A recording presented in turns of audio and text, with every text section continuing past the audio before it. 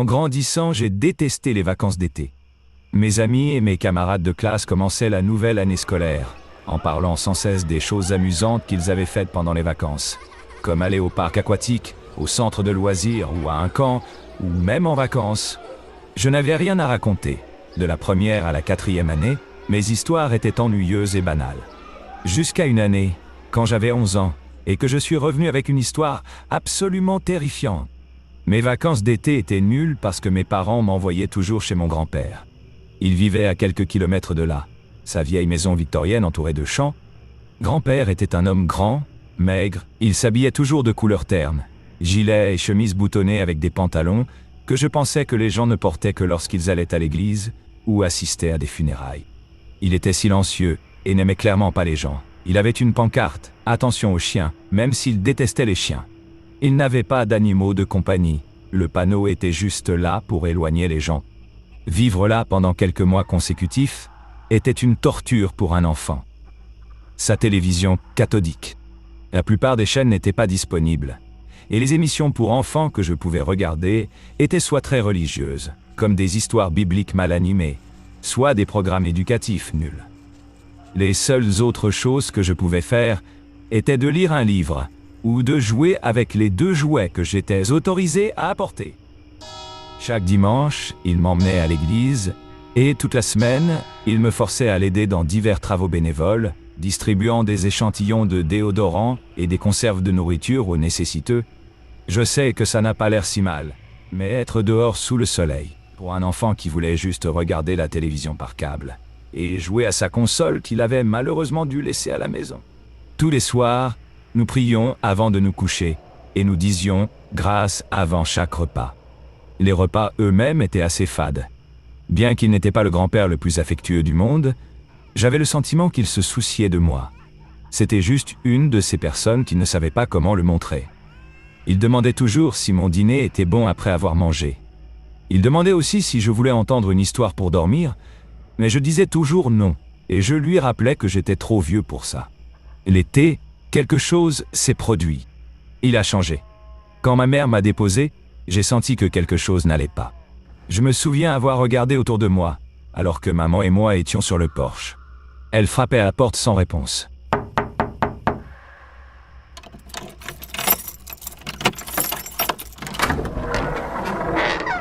Finalement, grand-père a ouvert la porte.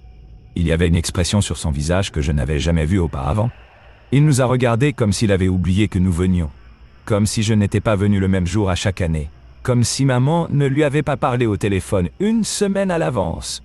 Grand-père a cligné des yeux, comme s'il revenait à la réalité. Désolé, je dormais. J'ai immédiatement su qu'il mentait. Il se levait toujours à la même heure, et restait éveillé toute la journée jusqu'à l'heure du coucher, et si quelque chose le faisait sortir de cette routine, il se mettait en colère, et restait silencieux toute la journée. Comme toujours, maman est restée assez longtemps pour déjeuner avec nous. J'ai toujours trouvé ça drôle à quel point la table était grande, étant donné qu'il vivait seul. Nous avons mangé des sandwichs au thon coupé en triangle, et maman est partie. J'étais préparé pour un autre été inintéressant. Les choses ont commencé à devenir étranges quelques jours plus tard. Je me suis réveillé à 6 heures du matin. Il avait réglé le réveil pour qu'il sonne, comme le sien. Après m'être nettoyé et habillé, je suis descendu pour regarder la vieille télévision pendant que j'attendais que grand-père arrive. 2 heures plus tard, les yeux rivés sur l'écran, je suis soudainement devenu conscient du fait que je n'entendais pas grand-père depuis tout ce temps. Je me suis levé de ma place, et quand je me suis retourné, mon cœur s'est arrêté. Grand-père était là, derrière le canapé, toujours en pyjama. Il me regardait avec ses yeux sans âme, la bouche partiellement ouverte. Combien de temps avait-il été comme ça? Et pourquoi n'était-il pas encore habillé? Il n'avait jamais fait quelque chose comme ça auparavant. Grand-père, ça va? Il a semblé sortir de son état. Merde, tu vas pas me faire chier?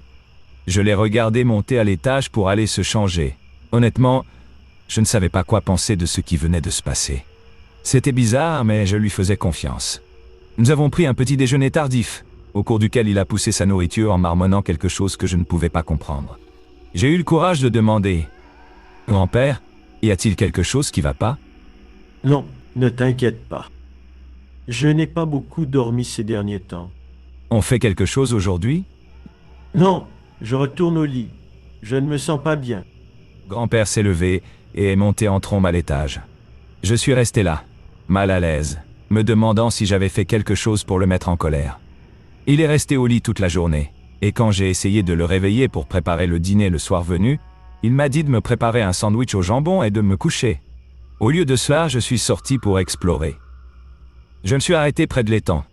Un sentiment d'inquiétude m'a envahi lorsque j'ai réalisé à quel point c'était étrangement silencieux. Je n'entendais aucun insecte, aucun animal, ni rien. En fait, il y avait beaucoup de grenouilles, de tortues et de lézards morts flottant à la surface de l'étang, plus que ce qui semblait normal. Près de l'arbre, où une vieille balançoire était suspendue, un oiseau gisait sur le dos, pourrissant à côté de petites coquilles d'œufs fissurées. Ce que je ne pouvais pas ignorer, cependant, c'était le bruit de bouillonnement dans l'étang. Là où l'une des pierres que j'avais lancées a atterri, l'eau a bouillonné un peu, se dirigeant dans ma direction comme si quelque chose sous la surface nageait vers moi. Nous n'avons pas beaucoup d'alligators ou de crocodiles ici, et à en juger par le mouvement de l'eau, cela semblait trop gros pour être autre chose. Je me suis retourné et j'ai couru vers la maison. J'ai jeté un coup d'œil rapide en même temps que j'ouvrais la porte. Pendant ce laps de temps très court, j'aurais juré avoir vu quelque chose de rond sortir de l'eau près du rivage. Cela ressemblait presque à la moitié d'une tête qui sortait et me regardait, comme si quelqu'un nageait dans l'étang. Quand je suis allé dans la chambre de grand-père pour le prévenir, il était déjà réveillé, sa fenêtre donnait sur l'étang. Alors je me suis demandé s'il pouvait le voir, mais quand je me suis placé à côté de lui et que j'ai suivi son regard jusqu'à l'eau, je n'ai rien vu. Il n'a rien dit, il regardait dans le vide. « Grand-père, y a quoi dans l'étang ?» ai-je demandé. « Grand-père, réponds-moi. » J'ai secoué son bras, observant son expression stoïque pour tout signe d'émotion.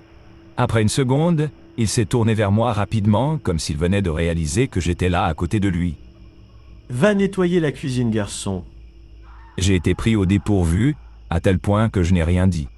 Il n'a pas demandé si je voulais qu'il me raconte une histoire pour dormir, ni n'a prié avec moi. En fait, tout ce que j'ai pu entendre, c'était lui qui marchait dans sa chambre, râlant assez fort pour que je l'entende, mais pas assez pour que je comprenne. Ça l'avait rendu plus fou, comme je ne l'avais jamais vu. Le lendemain matin, j'ai pu entendre grand-père dans la cuisine. En descendant, j'ai souri en l'entendant fredonner une mélodie, mais mon sourire a disparu lorsque l'odeur de fumée m'a frappé le nez. Il avait un petit sourire sur son visage, il ne m'a pas regardé une seule fois. Il a mangé avec tant de gourmandise, fredonnant de plus en plus fort entre les bouchées. Ses yeux me fixaient avec un regard froid, me regardant comme un monstre qui allait me faire du mal. Je l'ai regardé, trop effrayé pour demander ce qui n'allait pas. Je ne voulais pas le mettre plus en colère. J'ai sursauté lorsque ses yeux ont croisé les miens. Il n'a rien dit pendant un moment, pas de sourire effrayant et pas de colère, et il m'a fait signe de la tête tout en se tapotant la bouche avec une serviette. « Vas-y, c'est ton tour cette fois. » J'ai fermé les yeux et j'ai joint mes mains avant de réciter les mots que j'avais mémorisés il y a des années. Dieu est bon. Dieu est grand. Merci pour cette nourriture abondante et merci de nous garder en bonne santé et en sécurité. Pendant que je priais, j'ai senti les poils se dresser à l'arrière de mon cou. Quelque chose semblait totalement faux. J'ai entrouvert un œil. Grand-père ne priait pas, ses yeux n'étaient pas fermés. Il me regardait avec haine, même si ce n'était pas à cause de son expression, quelque chose dans le fait qu'il me regardait comme ça pendant que je priais m'a profondément mis mal à l'aise. J'ai commencé à pleurer. Je me suis levé de table, ne me souciant plus de la règle. Je n'ai pas faim. Je vais dans ma chambre. Il m'a regardé avec son regard rempli de rage, ne se donnant pas la peine de répondre. Ses yeux ne m'ont jamais quitté jusqu'à ce que je tourne au coin du couloir. En m'enfermant dans ma chambre, j'ai essayé de réfléchir à ce que je devais faire. J'ai pensé appeler ma mère en utilisant le téléphone fixe, mais me laisserait-il faire? Je suis resté là, lisant un livre, quand j'ai entendu des pas lents s'approcher de la porte. La poignée de la porte a tourné, mais, bien sûr, j'avais verrouillé. Grand-père? Un silence s'est ensuivi. Je ne suis pas ton grand-père, petit con. Ma bouche s'est ouverte. Il ne m'avait jamais parlé comme ça auparavant. J'ai écouté le son de ses pas qui s'éloignaient, retournant dans le couloir vers sa propre chambre. Je devais appeler ma mère. J'ai attendu jusqu'à ce que je sois sûr qu'il ne reviendrait pas. Puis, je me suis rendu tranquillement dans la cuisine. Je me souvenais du numéro de téléphone par cœur. Mes mains étaient moites, et j'avais l'impression que chaque petit craquement de la maison était mon grand-père qui arrivait.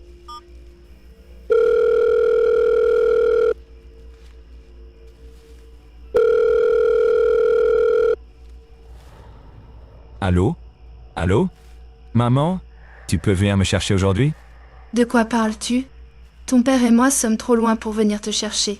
T'inquiète pas, ça arrive aux vieilles personnes. Il me fait flipper. Je ne peux pas rester ici tout un été. S'il te plaît, viens me chercher, j'ai peur. Chérie, ton père et moi sommes à New York. On va monter à bord du bateau. On ne peut pas venir te chercher. Que se passe-t-il? Je ne sais pas.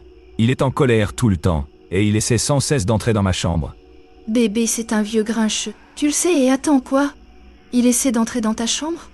As-tu verrouillé ta porte? Oui, je l'ai verrouillé parce qu'il est bizarre. Eric, tu sais que c'est contre les règles. J'ai entendu le plancher grincer derrière moi et je me suis retourné en laissant tomber le téléphone. Grand-père était debout à l'entrée de la cuisine, bloquant complètement la sortie, et me regardant avec cette expression vide, morte, à la mâchoire pendante comme avant. Grand-père s'est mis à me sourire, montrant des dents jaunes et pourries. Elles semblaient sur le point de tomber. Il s'est avancé vers moi, se traînant comme un zombie, et j'ai poussé un petit cri et je l'ai esquivé en courant pour m'écarter. Je me suis retourné et j'ai réalisé qu'il ne me poursuivait pas. Il est simplement allé prendre le téléphone, le portant lentement à son oreille. Charlène? Papa? Cava? Non, non, non, pas besoin de t'inquiéter. Tout va bien, le garçon et moi avons simplement eu un désaccord. Je m'assurerai qu'il se comporte bien à partir de maintenant. T'inquiète pas, prends soin de toi. Il a remis le téléphone sur le combiné et est resté là, dans la même position, me regardant comme un monstre qui allait me faire du mal. Il n'y a pas eu de mots, je me suis simplement retourné et je me suis précipité dans ma chambre. Une fois que j'ai verrouillé la porte derrière moi, je me suis blotti dans mon lit et j'ai tiré les couvertures. Je savais qu'il serait difficile de dormir cette nuit-là, jusqu'à ce que j'entende des bruits, trop curieux. Je me suis faufilé dans l'escalier et je le vois là, au milieu du salon, entouré de meubles cassés et renversés, se jetant sur un steak décongelé. Il était tout nu, et debout là, dans le noir, penché en train de déchirer des tranches de viande rouge comme un animal sauvage. Je ne savais pas quoi faire ou dire. Je ne voulais certainement pas qu'il sache que j'étais là, et j'avais peur de remonter les escaliers, et faire un bruit qui l'alerterait de ma présence. Il y avait une mauvaise odeur qui ne pouvait pas s'expliquer. Ça sentait la pourriture. J'ai aussi remarqué que les choses qui étaient accrochées au mur de la salle à manger avaient été enlevées.